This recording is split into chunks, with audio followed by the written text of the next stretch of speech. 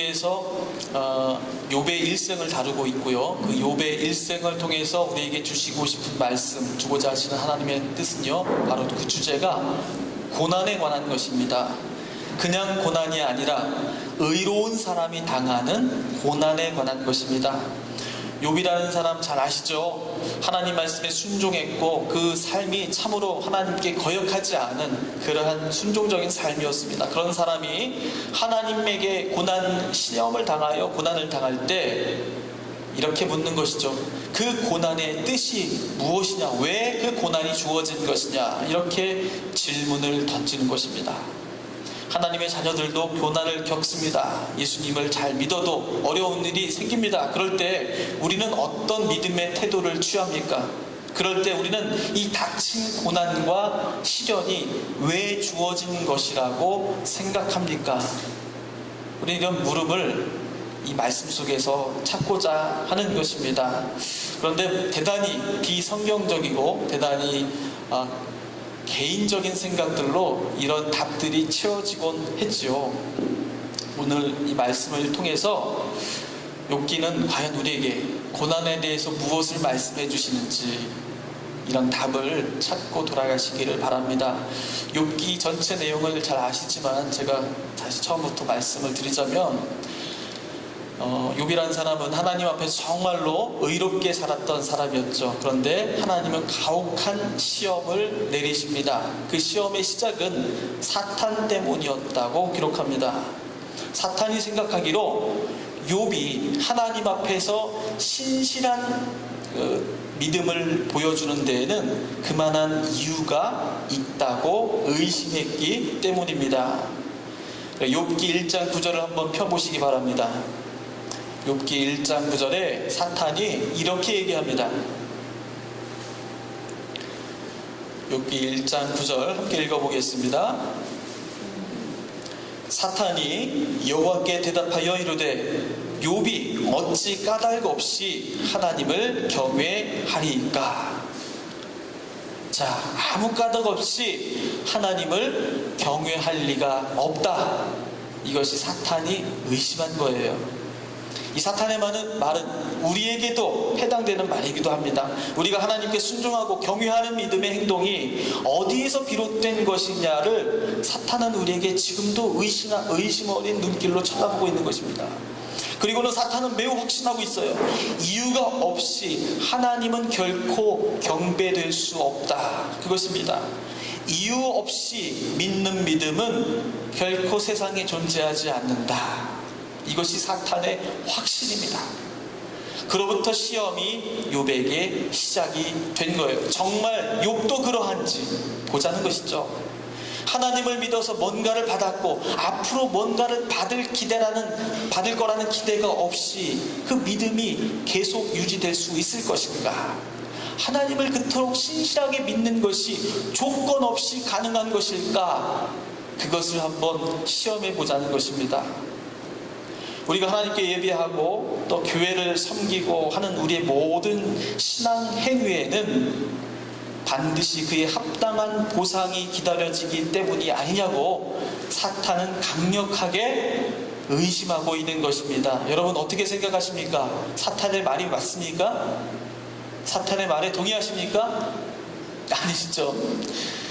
자, 그렇다면은 우리는 하나님께서 욥을 시험하기로 작정하셨을 때에는 하나님은 무슨 의도로 시험을 하신 거예요? 그것이 아님을 사탄에게 증명하고자 하심이 아니겠습니까? 그렇다면 우리가 시험을 당하고 우리가 시련을 당할 때 우리는 무엇을 위해서 이 믿음을 지켜가야겠습니까? 하나님이 우리를 통해서 하나님의 영광을 받으심을 우리는 증명해내야 되는 것이에요.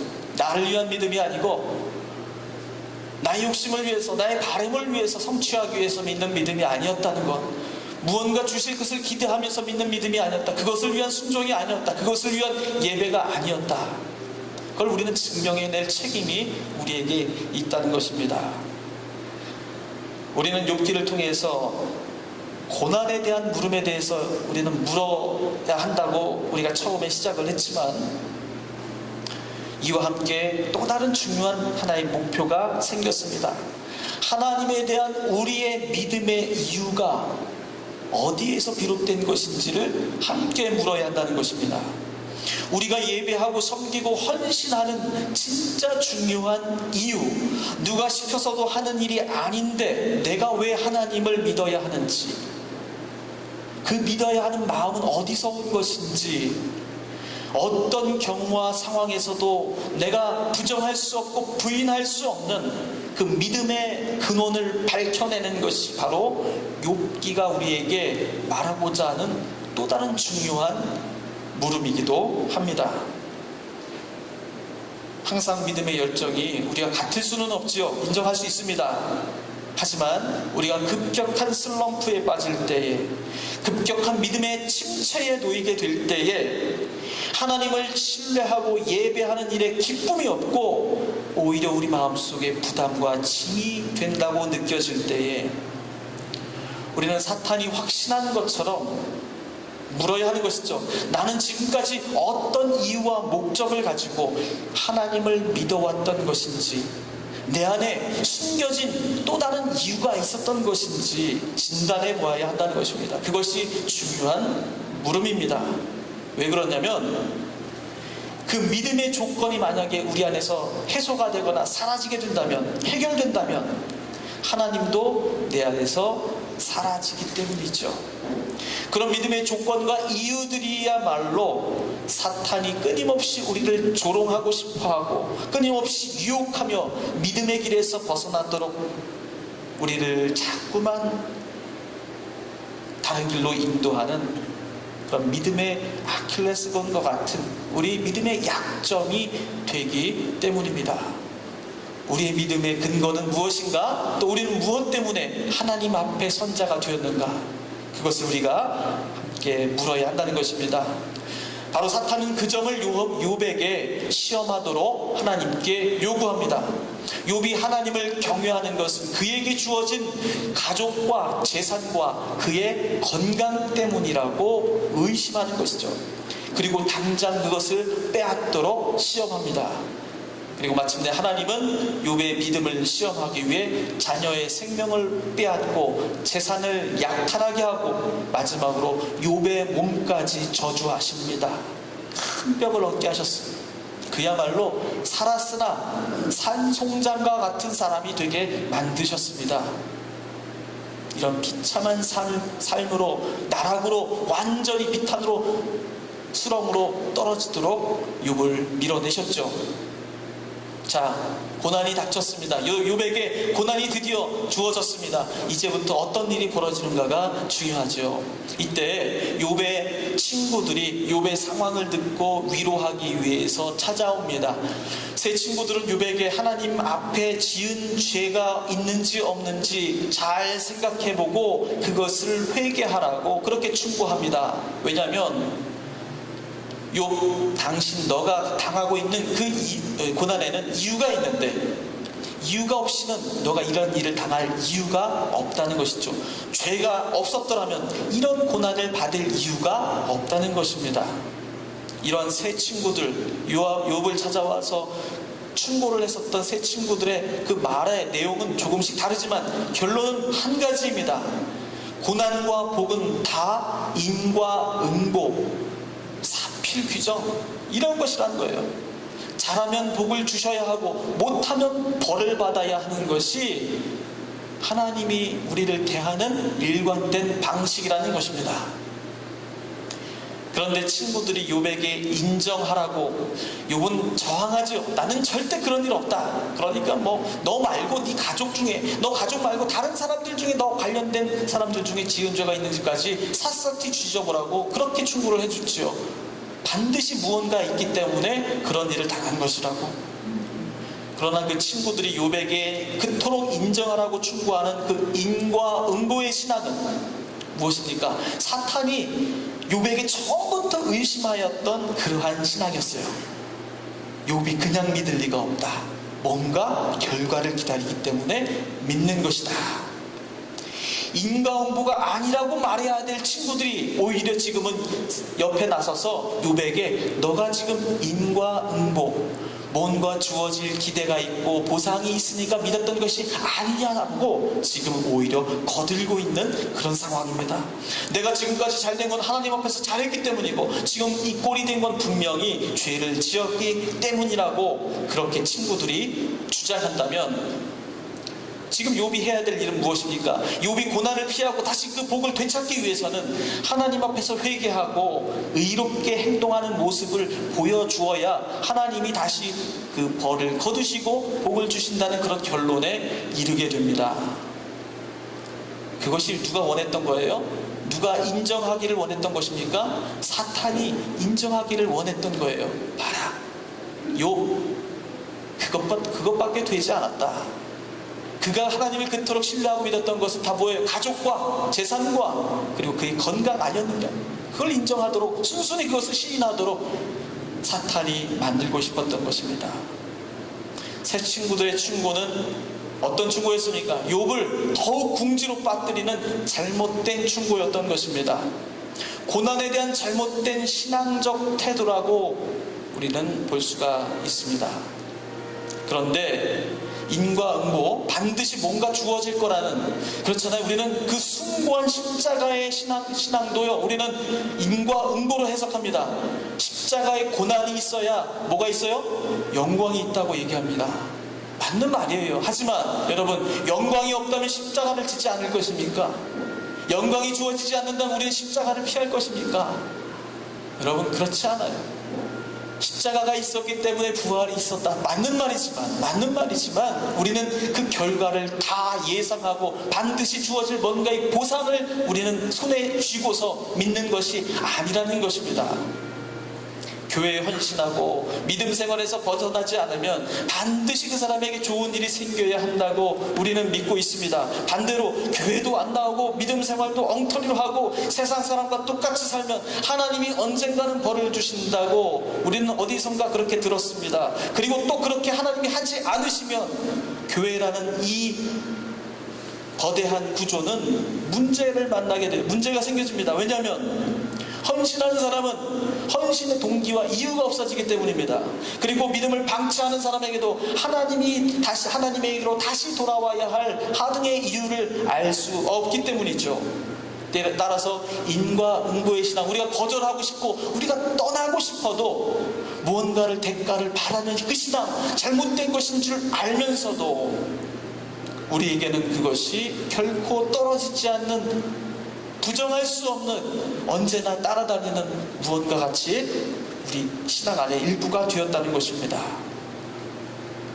깨어져서도 안 되고, 그리고 언제나 지켜져야만 안정과 평안을 이루는 법이 바로 인과응보의 신앙이 되었습니다.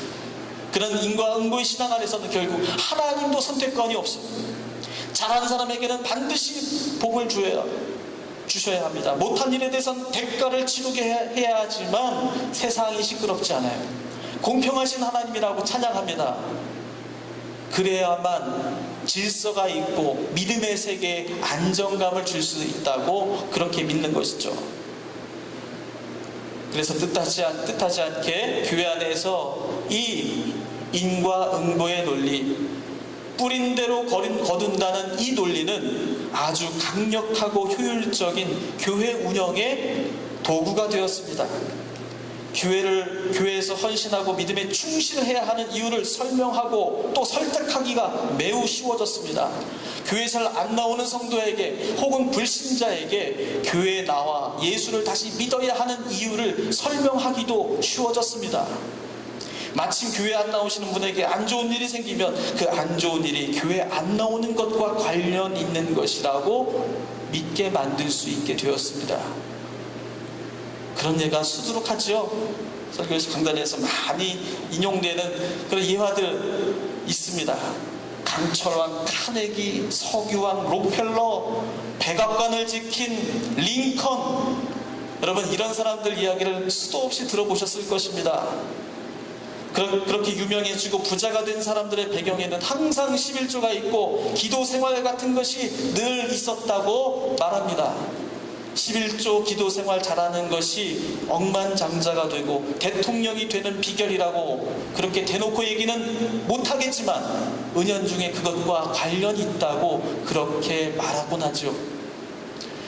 사실 인과응보의 신앙이 아니라면 우리의 믿음은 너무나도 깨어지기 쉽고 무너지기 쉬운 아주 연약한 토대에 세워져 있다는 것이 사실이고 우리의 솔직한 모습입니다. 하나님만 바라보면 된다고 입으로는 말해도 믿음이 나보다 부족한 사람이 더 잘되고 내가 더 불행한 처지라고 받아들여질 때에는 그것만큼 큰 유혹과 시험은 없을 것입니다. 믿음의 회의를 갖게 되고 하나님의 존재에 대해 의심을 갖게 될 것입니다. 믿음이 식은 사람에게도 같은 상황입니다. 열심히 믿음을 생활할 때보다 그렇지 않을 때가 더 일이 잘 풀리고 믿음 생활의 유무가 자신의 삶에 큰 영향을 주지 않는다고 삶 속에서 증명될 때에 믿음은 더 이상 회복되기 어려운 것이 되는 것이죠. 이럴 거면 차라리 인과응보가 있는 게 낫습니다. 그래야만 믿지 않는 사람도 믿고 믿음이 없어진 사람도 다시 생길 게 아니냐는 것이죠. 그래야지 모든 사람들이 하나님이 살아 역사하신다고 그렇게 말할 수 있지 않겠느냐는 것이죠. 예측 불가능하고 변수가 많은 신앙은 모두가 견디기 어렵습니다. 자신의 믿음을 지켜내기가 너무나도 어려워요. 그래서 뭔가 1 더하기 1은 2라는 그런 신앙의 공식처럼 무언가가 우리 손에 쥐어 있지 않으면 믿음 생활하는 것 자체가 굉장히 불안해지는 것입니다. 하지만 하나님은 바로 이 인과응보의 논리, 사람의 생각과 판단과 이성에 묶여 계신 분이 결코 아니시다. 그렇다면 하나님이 아니신 거죠. 인과응보의 논리는 보이지 않는 하나님을 어떻게 하고 싶은 거예요?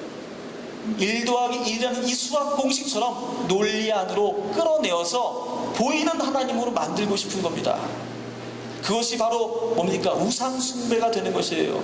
아론의 송아지를 기억하십니다. 모세가 30일 동안 시온산에 올라가서 하나님의 말씀을 듣고 십계명을 받기 위해서 기다리는 동안에 밑에 있었던 백성들은 삼지 못하고 하나님을 만나러 간 모세가 왜 내려오지 않는가 조급한 나머지 우리가 하나님을 만들자, 보이는 하나님을 만들자. 모세는 보이지 않는 하나님 저 구름 속으로 들어갔지만 우리는 보이는 하나님을 만들 수 있다. 그래서 그들은 모든 귀금속을 모아다가 송아지를 만들어 놓고 그 송아지를 하나님이라고 부르기 시작한 것이죠. 예측 가능하고 눈에 보여야 하고 증명되어야 하는 신을 만들고 싶은 것이 바로 우상의 유혹입니다. 반드시 나의 생각 안에서 이해되어지고 받아들여질 수 있는 그런 하나님이 계셔야 한다는 것, 그런 생각 자체가 하나님을 우상화시키는 것이죠. 우상을 숭배하는 것입니다. 하나님은 반드시 그래야 한다는 그 무언가에 사로잡혀 계신 분이 아닙니다. 그건 하나님이 아니죠. 우리는 바로 이 신앙을 넘어서야 합니다. 하나님을 우상으로 만들어버리는 그 아론의 송아지 유혹으로부터 우리가 벗어나야 한다는 것이죠. 하나님은 내 생각과는 달리 정반대로 그리 아니하실지라도 설령 내가 기도한 대로 내가 원하는 대로 많은 사람들이 그렇게 되어야 한다고 철석같이 믿는 바대로 되지 않는다 할지라도 나는 여호와로 인해서 감사하고 기뻐하고 예배할 수 있는 믿음을 주님 앞에 드려야 한다. 여러분, 그게 우리의 참신앙 아니겠습니까? 이런 면에서 이 세 친구의 충고는 전혀 엉터리의 대답이었습니다. 그래서 내 시작은 미약하였으나 끝은 창대하리라. 이 결코 우리가 인용해서는 안 될 말이에요.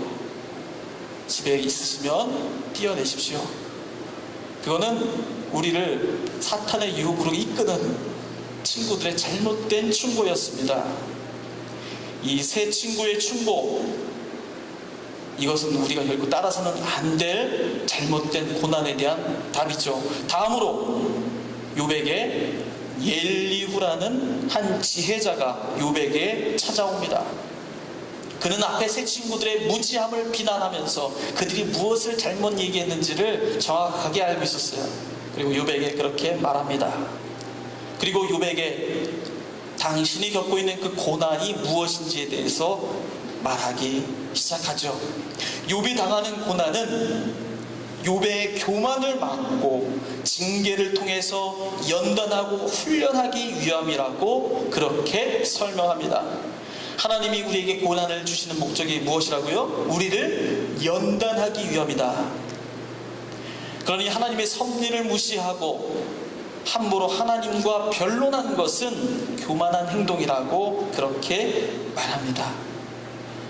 엘리후의 대답은 앞에 세 친구와 확연히 다른 설명입니다. 하지만 그것으로 충분한 대답이 되었다면 욥은 엘리후의 말을 듣고서 그 즉시 회개해야 했을 것입니다. 그러나 욥이 회개한 것은 엘리후의 말 때문이 아니었습니다. 그의 대답도 매우 훌륭했지만 아직 무언가 부족하다는 것입니다. 엘리후의 말에도 무언가 아직 문제가 있다는 것이죠.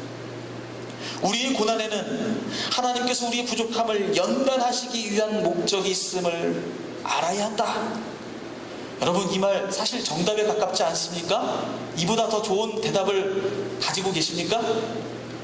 이스라엘이 40년을 광야에서 머물러야 했을 때 그들이 당하는 고난은 결국 약속의 땅에 들어가서 하나님을 섬기는 백성이 되게 하기 위한 연단과 훈련의 과정이었다고 우리는 그렇게 성경을 읽지 않았습니까? 바벨론으로 이스라엘이 끌려갈 때에도 그들을 연단하여서 마침내 하나님의 백성이 되게 하시고 그들에게 하나님의 약속의 주인공이 되도록 하시기 위함이었다. 그것이 바로 성경이 말하는 바라고 우리 그렇게 배우지 않았습니까? 그러면 엘리후의 대답에는 뭐가 문제였단 말입니까? 엘리후의 말도 충분히 신앙적이고 정답에 가깝죠. 그러나 엘리후의 대답은 근본적으로 앞에 세 친구의 대답과 논리적으로 다르지 않다는 점에 문제가 있어요. 세 친구의 대답에서 하나님께서 주시는 상과 벌에는 목적이 있다는 사실, 하나님의 상과 벌에는 목적이 있다. 잘하는 사람은 상 주고 못하는 사람은 벌 주는 것이 목적이죠. 그 목적이 있다는 것이 세 친구가 했던 말의 잘못이었습니다. 하나님이 상과 벌을 주시긴 하지만 그것은 하나님의 자유로운 판단이시지 우리의 의로움과 불성실에 대한 결과라고 보는 것은 하나님을 우상화시키는 것이라고 앞서 말씀드렸습니다. 마찬가지로 엘리후는 하나님의 상과 벌의 선택에 목적이 있다고 말합니다. 그 목적이 뭐예요? 우리를 연단하고 우리를 훈련시켜서 우리가 복을 받게 나중에 하시기 위함이다. 그 목적을 위해서 우리에게 그런 것을 주신다는 것입니다. 물론 하나님은 우리를 연단하시기 위해서 고난을 주실 때 분명히 있습니다. 그런데 우리가 당하는 고난을 그 이유라고 못 박아 둘 수만은 없다는 것이죠. 그 이유가 틀려서가 아닙니다. 또 다른 더 중요한 이유가 있기 때문이 아닙니다. 한계가 없으신 하나님의 섭리를 인간이 이해할 수 있는 논리로 바꿔내려는 모든 그 시도가 다 죄라는 것이에요. 우리의 지식이 하나님과 똑같아지려는 우리의 지식으로 이성으로 하나님의 섭리를 우리 지식 안으로 끌어들여서 그 속에 두고자 하는 그 마음, 그 시도 모든 것들이 다 하와와 아담의 원죄에서 나온 것이라는 말입니다. 제가 틈만 나면 창조과학이라는 것을 비성경적이라고 말씀드립니다. 바로 같은 이유에서요. 하나님의 섭리를 과학으로 증명해내려는 시도는 한 줌도 되지 않는 인간의 지식에 대한 오만이고 교만입니다. 과학으로 증명이 되니까 성경이 진리라고 그 사람들은 주장하지요. 그러면 반대로 과학으로 증명되지 않는 사실이 있다면 여러분 진리가 아니라고 우리는 부정할 것입니까? 창조과학은 자가당착이고요. 과학으로 우주의 질서를 증명할 수 있다고 자신하는 무신론의 논리와 구조가 완전히 같습니다. 여러분, 우리가 하나님, 엘리후의 답이 틀려서가 아니에요. 그것도 맞는 답이에요. 성경에서 그렇게 말하고 있습니다. 하지만 그것 자체로도 충분한 고난에 대한 답이 될 수 없는 것은, 하나님은 목적을 가지고 우리에게 무언가를 하신다라고 생각하는 그 모든 삶의 생각에 대해서 성경은 거부하라고 말씀하시는 것이에요. 여러분, 목적이 이끄는 삶이라는 책을 잘 아실 거예요. 여러분, 그 책 가지고 많은 사람들이 교육을 받고 예수님 믿는 가장 좋은 교재라고 추앙받고 정말 불티나게 베스트셀러가 되고 팔려서 모든 사람들이 읽었던 그런 책이 있습니다. 모든 가정에 한 권씩은 다 있을 거예요. 한번 우리 도서 기증받아 가지고 이렇게 했는데, 동일한 책, 그런 책들이 한 두세 권이 한꺼번에 들어온 적이 있었습니다. 얼마나 많이 있다는 얘기, 그렇죠? 그런 얘기가 다 무엇이에요? 우리 삶에 목적이 있다. 매우 좋은 얘기처럼 들려요. 하지만 그 말에 가지고 있는, 거기에는 약점이 있다는 것이에요. 세 친구도 엘리후도 모두 고난에 대한 정답이 될 수 없었습니다. 이제 그 답을 하나님이 직접 나타나셔서 주십니다. 우리가 읽은 말씀 앞에 38장부터 41장은 하나님께서 바로 폭풍 가운데 욥에게 직접 나타나셔서 욥의 질문에 대답하시는 장면입니다. 대답 속에서 하나님은 오히려 욥에게 이렇게 물으십니다. 내가 보았느냐? 내가 할 수 있겠느냐? 내가 알고 있느냐? 무엇을 보았고 무엇을 할 수 있고 무엇을 알고 있느냐고 물어보시는 것입니까? 무슨 말이냐면, 내가 땅에 기초를 놓을 때 네가 보았느냐? 내가 하늘의 별들을 움직이게 할 때에 너도 그것을 할 수 있겠느냐? 바람과 구름과 비를 내리게 하시고 세상의 모든 생명이 숨쉬게 만들 때에 내가 그 일을 알고 있느냐? 여러분, 사실 이렇게 하나님께서 욥에게 대답하실 때 우리도 그 자리에 있었더라면 그 말씀의 뜻이 무엇인지 쉽게 다가오지 않았을 것입니다. 하나님의 전능함을 말하는 것일까? 그러니 너는 아무것도 모르는 미물에 지나지 않으니 그냥 입을 닫고 있어라, 그런 말씀일까? 다른 말로 불가지론을 얘기하는 걸까? 불가지론이라고 있죠. 신과 인간의 그 차이가 너무나도 현격하기 때문에 인간은 신에 대해서 아무것도 말할 수 없다. 입을 닫아라. 그게 정답이다. 여러분, 불가지론을 말하는 걸까요? 하나님의 말씀, 이 뜻은 무엇입니까? 지금까지 우리는 고난에 대해서 물을 때 고난에는 반드시 이유와 목적이 있다는 그 전제에서 그 답을 찾고자 했습니다. 하지만 하나님께서 38장부터 41장까지 그 말씀을 통해서 주시는 그 뜻은 이것입니다. 의인이 겪는 고난은 하나님이 무엇을 의도하시는지 그 숨은 이유와 목적을 찾아야 할 그러한 대상이 아니라는 것입니다. 고난에 대해서 의미 부여할 수 있고 해석을 달 수 있습니다. 그 모든 것이 결국은 그러나 하나님의 전능하심에 대한 도전이 될 뿐 답이 될 수 없다는 것입니다. 그럼 고난에 대해서 우리는 무엇을 말할 수 있다는 것이에요? 고난은 물음의 대상이 아니라 결단의 대상이라는 사실을 알고 거기서부터 출발해야 한다. 고난은 물음의 대상이 아니라 결단의 대상이다. 내가 겪는 고난으로 하나님의 신실하심과 살아계심과 공의로우심이 의심되거나 판단되어질 수 없다는 것입니다.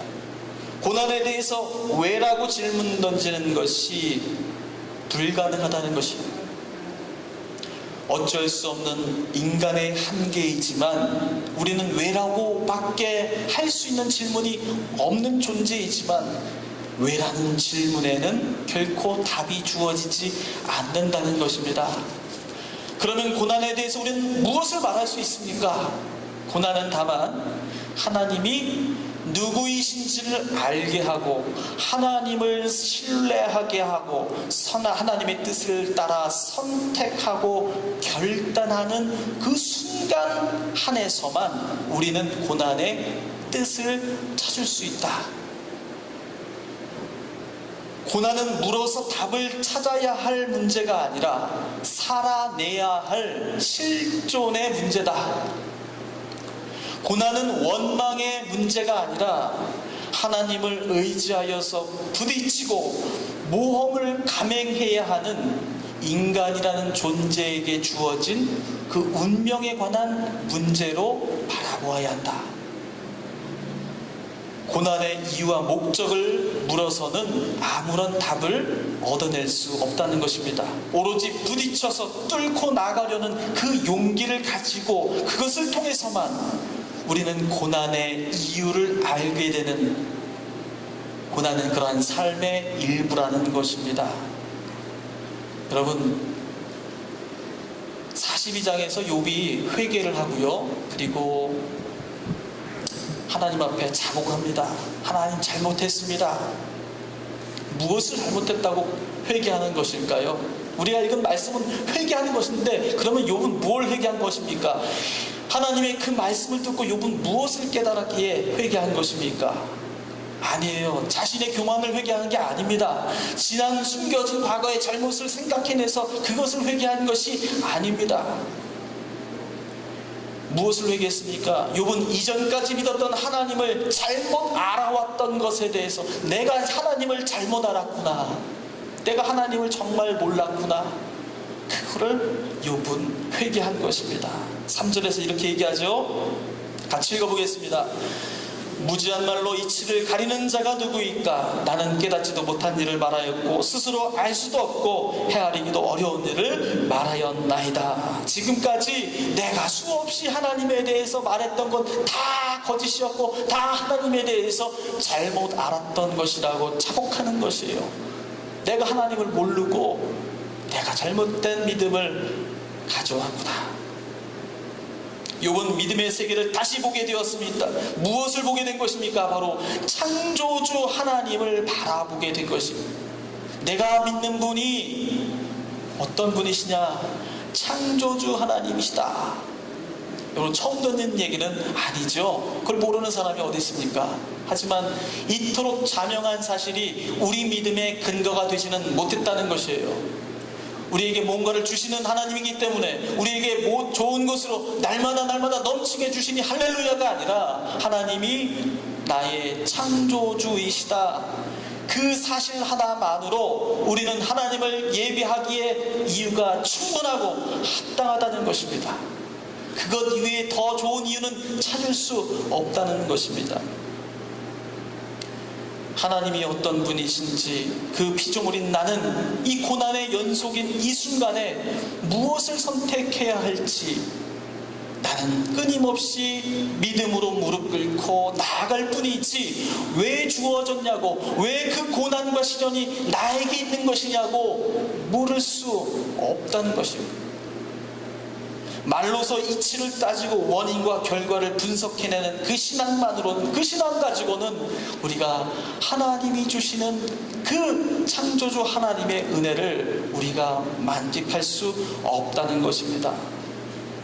몸으로 살아가는 믿음을 결단하지 않으면, 고난 앞에서 그 결단이 없다면 그 고난은 나에게 아무것도 말해주지 않는다는 것입니다. 나중에 욥은 회개해서 복을 갑절로 받게 되었다고 이제 마지막 10절 이하부터 그렇게 설명을 해줍니다. 여러분, 이 욥만큼 잘못 읽혀지는 성경이 없어요. 결국 욥이 회개했더니 갑절로 복을 받았더라는 말을 통해서 여러분도 회개하시면, 잘못이 뭐가 있는지 회개하시면 복을 갑절로 받게 된다는 그러한 잘못된 말씀을 우리가 듣고 살았습니다. 여러분, 그가 복을 갑절로 받은 것은요, 회개를 통해서 하나님의 자녀가 세상을 살아가는 그 이치가 무엇인지를 비로소 깨달았기 때문입니다. 사탄이 처음에 의심했던 것처럼 이유가 있는 믿음, 까닭이 있는 믿음, 목적이 이끄는 믿음이 아니라 이유가 없어도 나를 창조하신 하나님, 그분 존재 하나만으로 나는 믿어야 할 충분한 이유를 가지게 되는, 내가 그분의 자녀가 된 이유인 이상 내가 더 이상 다른 이유를 찾을 이유가 없다고 고백하는 그 믿음, 그러니 내가 주어진 이 고난의 삶도 내가 이겨내기 위해 지금도 끊임없이 부딪히고 그 안에서 치열하게 싸워나가는 믿음의 싸움을 내가 가져야 한다는 그 이유밖에는 다른 것을 찾을 것이 없다는 것입니다. 여러분, 창조주 하나님, 지금 우리가 창조절 기간을 보내고 있습니다. 창조주 하나님에 대한 신앙이 왜 중요합니까? 우리가 이런 잘못된 신앙을 극복하기 위한 가장 기본이 되는 것이 우리를 만드신 분이 하나님이시다라는 사실을 고백하는 거에 나오는 거예요. 하나님이 주인이시다. 여러분, 자녀가 부모를 따르는데 이유가 있어요? 부모가 재산이 많아서, 아니면 뭐 잘난 게 많아서, 주는 게 많아서 좋은 걸 많이 사주니까 부모님을 따른다는 자식 봤습니까? 부모니까 따르는 거예요. 부모니까 신뢰하고, 아무리 못나도 부모는 부모고 부모를 신뢰할 수밖에 없는 것입니다. 우리가 하나님을 신뢰하고 하나님을 믿는 이유도 그것과 다르지 않다는 것이에요. 나에게 닥친 고난에 이유를 묻지 않습니다. 왜? 하나님께서 나의 창조주이시기에 지금 주어진 이 시간, 이 순간도, 이 시련도 내가 부딪혀 나가야 할 결단의 문제이지 따져 묻고 이해할 문제가 아니라는 사실, 그 속에서는 결코 고난은 아무런 답을 주지 않는 사실을 알기 때문입니다. 우리에게 고난이 있습니다. 그 고난을 당할 때마다 주님 앞에 더욱 무릎 꿇고, 하나님, 이 고난을 통해서 내가 더욱더 주님을 만날 수 있는 그런 은혜를 주옵소서. 내가 감사함으로 이 모든 순간들을 이겨나갈 수 있도록 주님 힘 주시옵소서. 이렇게 기도하고 주님 앞에 간구하는 모든 성도님들 되시기를 주님의 이름으로 축원합니다. 기도하겠습니다.